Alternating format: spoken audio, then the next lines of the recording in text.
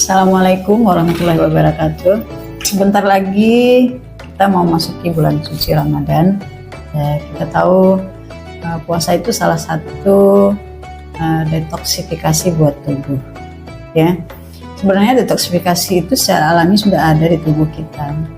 Seperti fungsi pencernaan, fungsi hepar, itu semua keluar kotoran seperti keringat, feses. Nah, itu hasil detoksifikasi daripada tubuh. Ada yang nanya nih ke Ibu, apakah puasa itu bisa berfungsi sebagai detox juga, Bu? Jawabannya betul, ya. Kenapa? Karena dengan berpuasa berarti kita mengistirahatkan organ-organ tubuh kita yang tadi, ya. Kalau dia istirahat tidak memproses makanan, tentu fungsi dia untuk melakukan detoksifikasi akan maksimal. Di samping tadi membantu fungsi tubuh, juga kalau kita berpuasa, berarti kan kita kekurangan karbohidrat, kekurangan tenaga. Nah, itu tubuh kita berusaha menghancurkan lemak yang ada di dalam badan kita atau cadangan. Dan itu juga termasuk detoksifikasi.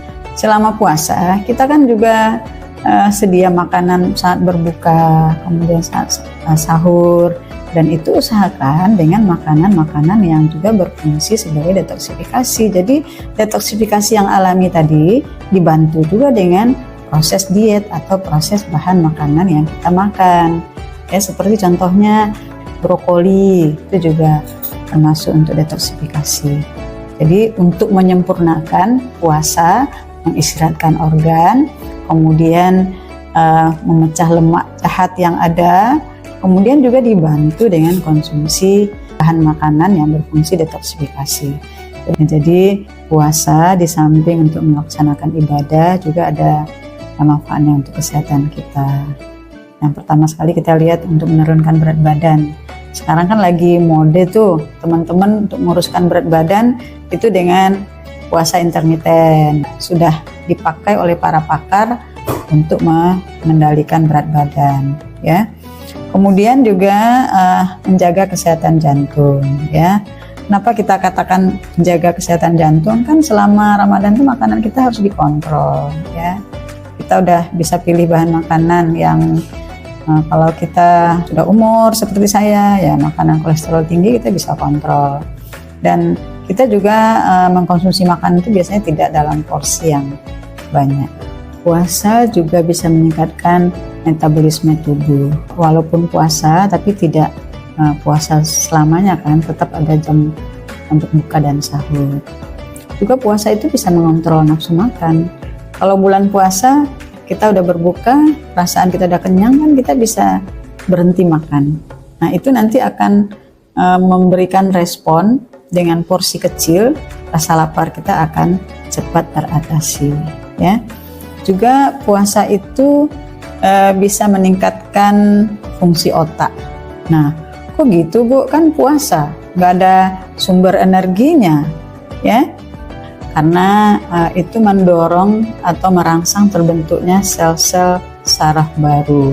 Ya, kemudian juga bisa mengontrol gula darah. Jadi banyak penderita diabetes, gimana kalau saya puasa nanti gula darah saya naik. Nah, karena apa? Selama proses puasa itu akan meningkatkan toleransi insulin di badan kita. Jadi bisa sebagai mengontrol gula darah. Nah, puasa juga bisa meningkatkan kesehatan kulit. Jadi bisa kulitnya jadi lebih mulus. Kenapa? Karena pada saat puasa ada organ tubuh yang lain istirahat. Kemudian dia merangsang pembentukan regenerasi sel-sel baru, termasuk juga sel di kulit.